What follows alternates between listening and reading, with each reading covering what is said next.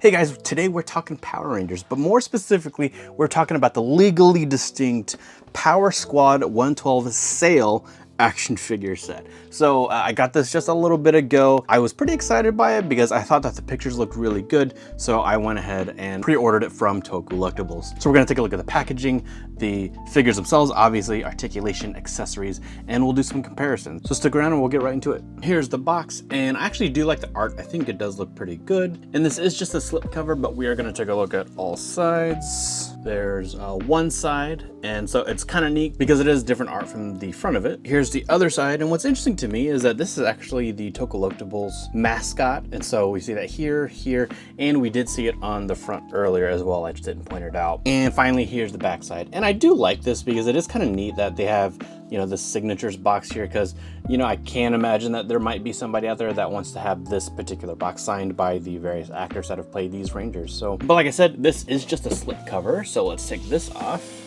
And here's the actual box itself, and I don't know how well that comes off on camera, but I think it's pretty cool. I do like this idea of you know, the black and the silver. That's very reminiscent of the original film, so that's really cool. I like that a lot. And then there is a side shot. This is the Power Squad because this is not a fully licensed set, and we say that on both sides. On the back we have some writing. We have a mix of what looks like Chinese and English, and it does show that it is made in China. And then on the top and bottom we have these logos for the power coins for each of the individual Rangers. So we have a Falcon, Wolf, and Crane. And then on the bottom side we have a Bear, Frog, and Ape. So that's pretty cool. I definitely like the box. Now let's get that opened up. Here they are out of the box. They look pretty good, kind of at first glance, but let's talk about accessories first. So as you can see, right in front of them, they have their holsters and their sidearm. And so if you remember in the movie, they all have one except for the White Ranger. So what's interesting is that he doesn't have the holster for Saba because he doesn't actually have one in the movie. In the movie, Saba just kind of appears and he starts using him. Here's how that looks. And honestly, I don't think it looks that great. We have some overspray here, which doesn't look so good. I think the White Ranger symbol looks a little too, like there's too much paint on there, like it's too thick. It's not detailed enough for how small this is, I think, relative to what it could be. And I think maybe most disappointingly on this guy is that the head isn't even fully painted properly. So it's all just kind of the one color, and it doesn't even totally seem like it's the same color as like the gold down here. So that kind of throws me off too. And I double checked the movie, and the head in the movie for Saba discolored properly. So a little disappointing there. Otherwise, I'm going to go ahead and put the holsters on these guys now just so you can see. But these out of packaging don't actually come with these attached already. I'll show you how it's going to work. So with the Red Ranger, as you can see on the back side, it's just a bit of Velcro. So fairly straightforward. Just going to take that off. I'll loop the holster through, and then strap it back right on him. And there it is. And so obviously the holster does take up a little bit of space in the sense that normally you would then not have as much covered, but the material that this and really the rest of the suit is made out of is actually pretty stretchy, so you can kind of stretch it to as close as you need to kind of close the gap. So that's kind of nice in that aspect. And then otherwise, doing a little closer look at the sidearm itself, it was never super clear in the movie exactly like what this does, because they didn't really even use it for very long either. But they all look exactly like this, with the obvious difference being that, you know, they all have their own colored ones, unlike the TV show where they all just had a standard red one. Now, as you can see, there's also a special Pink Ranger one. This is the one where she has like the huge ribbon thing that she uses, which is neat, but there's no additional attachment for that. And then other than that, like I said, we have a Saba. So none of the other Rangers have any additional weapons. I do remember in the film that I think we at least had a different helmet for the Yellow Ranger. I think it was where like the eyes of the helmet became light so that they could see in the dark. And I want to say that there was maybe one other interesting thing that they did, but I can't remember off the top of my head right now. But unfortunately, they don't come with any alternate heads at all. I mean, because they did include this, I kind of do wish that they would have included the alternate head for yellow and anything, but we don't have that. Anyway, you can see that they all have fists on them. In the original description, it does say that they'll have 8 optional hands, but really it's actually 2 on them and then 6 additional hands. And unfortunately, I am missing several sets of hands. I did email to Collectibles, which is where I ordered this from, to see if this is actually normal or not. I suspect it's not normal. I'm pretty sure I'm supposed to have a set of hands for each figure, but if not, it almost doesn't matter because all of the hands are exactly the same, besides being for male and female characters. So looking at the male hands first, you can see we have a pair of gripping hands, and these should grip around their weapons just fine. And then our next set of hands are kind of like tiger style hands, so it's a semi-grip, but otherwise, you know, kind of good for like martial arts posing. And then we've got these reaching hands. So it is a nice color, you know, it's kind of a pearl, so I do like that. Now, our female hands are exactly the same in terms of mold, except that it's just smaller. So you can see that's the reaching hand, there's the tiger claw style hand, and then the gripping hand. So obviously these are not going to be swappable between male and female characters. Not sure why you'd want to do that since you should have enough for each of them anyway. But there you go. All right, we're going to look at articulation, and we'll start with the Red Ranger specifically. So starting with the foot, it's actually on a ball joint, and it actually moves kind of nice. It seems like it's too loose in a way that would kind of concern me, but it's not like too loose after all. It just, I guess I would actually want to say is that it's very smooth. So that's actually kind of neat. And then we do have some pretty decent ankle tilt, which is cool. But then like the boot actually moves up and down a bit. So depending on where it is, it can actually obstruct your ability to get it as much as you want. I don't know why you'd want to angle it that way, but angling it like this is not as good if you kind of do it like that. Otherwise, let's see here, we have what seems to be a double jointed knee in there, which is kind of nice. We technically have like boot swivel because like this moves, and then because this is on a ball joint, but I don't think that the internal skeletal structure actually has it itself, which is okay because this is, you know, you're still kind of getting that same effect anyway. What's also interesting, and you'll see this throughout the rest of the figures, is that like almost all of the armor pieces are actually like moving on there. So as you articulate, you can kind of like move it around as you need to, which is weird and really interesting. The rest of the suit is where you're going to see some problems, and here's what I mean. When I try to come forward like that, it technically can make that, but then it's going to pull back down because of the suit itself. Like the stretchiness is actually pulling it back down from where I want it to be. That's going to be the same with trying to come out as well, and I'm a little bit worried I'm going to like break something, but you can see that that's not going to stay out very far. I tried doing some like posing earlier, and really the best I could get is basically them effectively just kind of standing straight, knees bent a little bit. And I mean, these are the Power Rangers, you know, they're always doing these kind of huge poses, which is part of the fun, but that's not something we can really replicate here. Anyway, let's just keep going with the articulation. This armor piece, as you can see, is kind of just coming off. You can see it's kind of glued in there a bit. You can see I'm like ripping it a little bit. I don't want to go any further. You can kind of see the articulation there, which I guess that does mean that at least on the inside for this part that we do have thigh swivel. Let's check for waist. I do believe there's some waist swivel in there. I can feel it like as I twist. You can see the suit twisting with it, and it's not just the chest that's moving. So I feel like that the internal like figure that they chose is actually probably pretty good articulation wise, but I think it's really hindered by the suit itself. Coming up to the arm, that comes out okay. It's not as hampered as the legs are down here, down obviously, and then kind of going the whole way around is gonna be kind of problematic because of the suit again, but otherwise if you take your time with it, it is gonna go where you want it to go. The shoulders do drop, which is nice. Actually, we should check if the thigh drops too, and it doesn't seem to, but we do have that here. Not quite 90-degree elbows, kind of. Okay, I guess you can kind of call that 90, but you can see even then, like the suit's kind of stretching it back down a bit. I get the feeling this is probably a double joint normally, but between the suit as well as the armor just kind of like bunching up there, you're never going to get this all the way up here if you really wanted to. And again, that's kind of a bummer in the sense of like the posing aspect, right? Because these are all supposed to be martial arts characters and, you know, all of that kind of fun posing, but that's just going to pop right back out like that.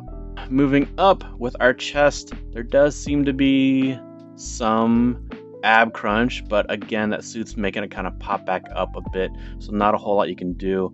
And I think that the chest is able to move independently of the abs as well, so that's probably on some kind of ball joint in there. And then we actually have articulation at the base of the neck as well as at the head. So if I do it right, you can kind of see how like that allows me to move like that while keeping the head straight because of the other articulation. And try like that. And then otherwise, you can see it's just a regular ball joint. And there you have it. Super limited articulation, and really all of that follows the same with the other Rangers, except white. And we'll talk about that one a little bit more in a second. But this one will specifically really be the same as blue and black. Let's check out a female figure just to show you that it's effectively the same articulation problems as the male figures. This already happened off camera, and so I'm going to try to articulate the foot, but you can see it just popped off. So not a great sign. And so like that means that trying to do anything else is also super limited too. So like if I try to move it any further, then like that's basically still just straight, which kind of sucks. I'm not super happy about that. So we have limited articulation there. Looks like we have less articulation here than we did with the Red Ranger. That one, we basically got heel to butt on the Red Ranger. Do have that same thigh swivel, so that's nice. As far as waist, I think we have waist in there. Hard to tell. Arm coming up, that's good. And then let's see our elbow. We actually have a nicer elbow than we do on the male figures. Okay. And then our if we have ab crunch, we have a similar problem of ab crunch for the female figure. So that's really almost no ab crunch. And then checking the neck, we do have a similar neck articulation. So that's nice to have. And there you have it. That's the articulation. And we need to look at White Ranger's articulation because he is a little bit special because of the shield. So while everything else is going to be the same for the male characters as far as everything else, because everything else, as you can see, is the same, the shield does get in the way of stuff. So like you can see right here that you're not going to be able to get like very far over. Like it's just pressing right into the shield. So that's not great. And then obviously you're not going to be able to go above that either. So you're pretty limited in those ways. And then at least that comes in a little bit better than on the Red Ranger. And there you have it. So what's kind of neat though is that all of these do come off. So like that plus for every different colored Ranger, the chest piece comes off. Not sure why you'd want to do that, but you can if you really want to. But there you have it. So let's talk about actual accuracy and the actual design. So in terms of accuracy, I think these actually look really good. They actually look a lot like the suits that we see on screen. And looking as close as I can at some photos I'm finding online, and I'll show some on this side of the screen as well, I think what they seem to have tried to do is actually use the same method of making the suit for the live action actor as what we see here. So the armor pieces kind of being separate pieces and then attached on. I think the knee pads and the elbow pads kind of being separate pieces so that they can be maneuvered a bit. I feel like that's probably what the movie suits really did as well. And I think they do a pretty decent job of replicating that here. Now my biggest gripe is gonna be this neck, and look at that. Like you can see the stitching, and that really sucks. I'm really disappointed by that. I think this is probably the thing that hurts me the most with this, because on the promo photos, and I'll show that on screen, you're not seeing that at all. So either they photoshopped it out or I have a bad one, or it just came out poorly in the final production run. And I mean, that's white. Reds isn't too bad as long as like you don't let the chest piece like come too far down. And I guess that looks okay.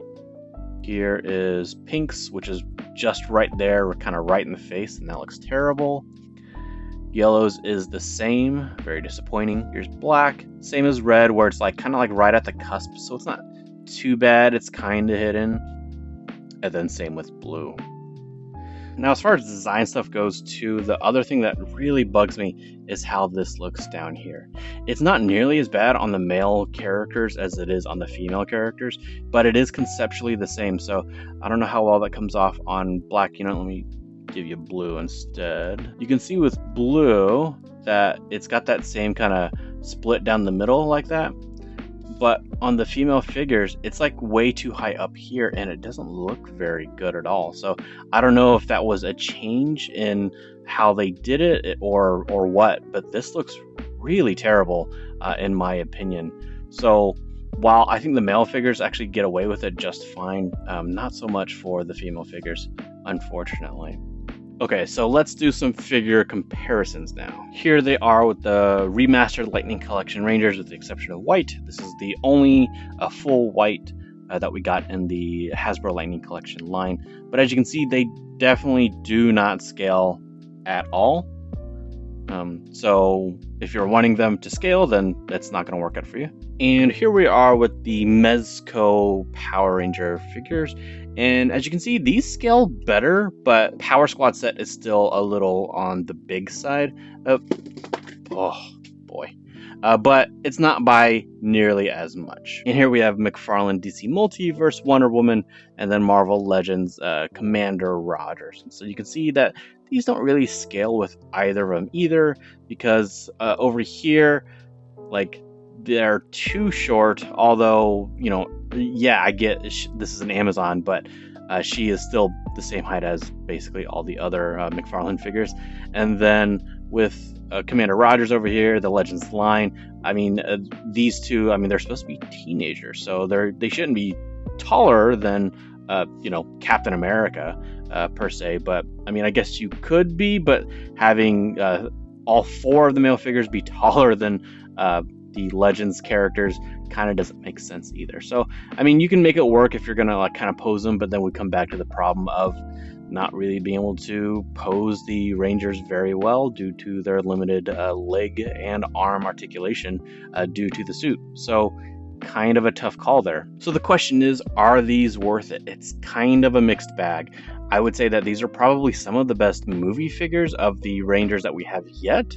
But at the same time, for the cost and the problems that there are, I don't know if they really are. Personally, if I knew then what I know now, I probably wouldn't have ordered these. I ordered these because I actually thought that they looked pretty good, but I'm not feeling so great about it now. So let me know what you guys think in the comments below. I'd love to hear it. And otherwise, if you want to check out the Mezco Rangers, then check that out right here.